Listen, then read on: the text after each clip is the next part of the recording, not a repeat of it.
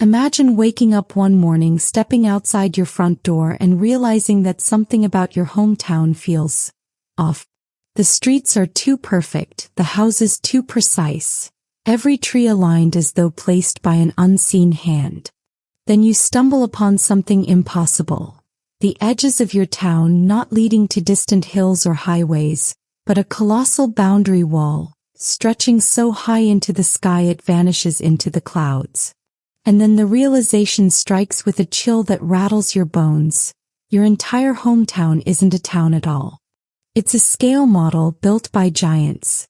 Suddenly, the neatly trimmed hedges and symmetrical parks aren't the result of good urban planning.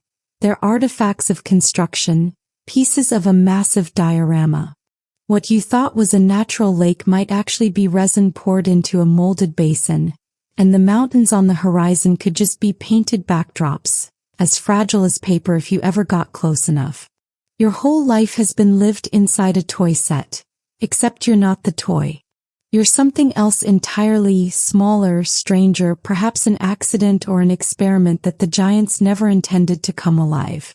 Now imagine the panic spreading through your community as the news leaks out.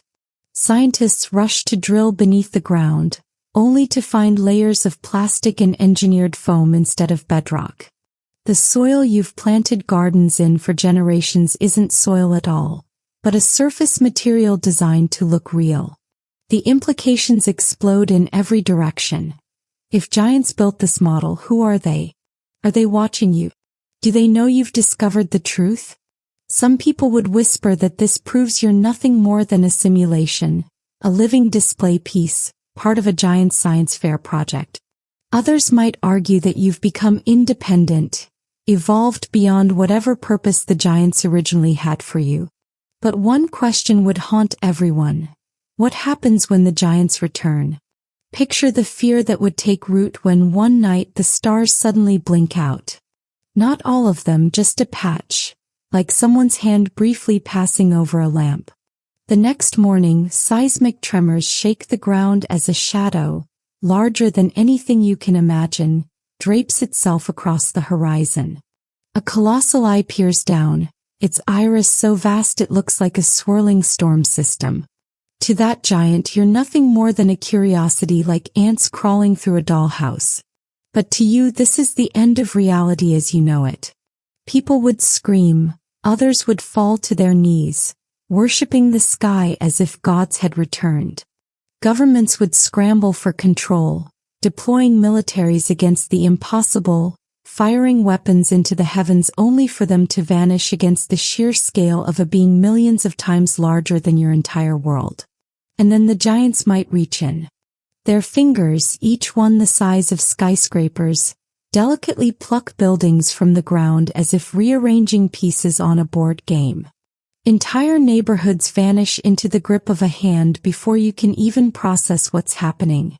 Imagine the sound of their voices, so deep and resonant that the vibrations alone could topple bridges and crack open rivers. Communication would be impossible. To them, your frantic screams would be no louder than the rustle of leaves. But maybe, just maybe, one curious giant notices the tiny sparks of life darting between the streets, and for the first time, realizes that their little model has evolved. Would they protect you like a pet, study you like a lab rat, or sweep you away like dust on a shelf? As the world crumbles around you, the philosophical weight of the discovery becomes unbearable.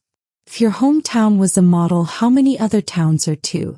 Maybe the entire earth is a patchwork of scale sets, stitched together into a colossal display. And beyond even that, maybe the giants themselves live inside an even bigger model, unaware that they too are being observed.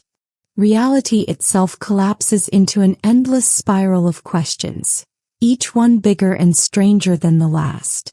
Suddenly, the word hometown feels meaningless, because the only true home you've ever known is someone else's creation, and the only question left is whether you're about to be erased, or whether, against all odds, the giants will let their little model world continue to live and breathe on its own.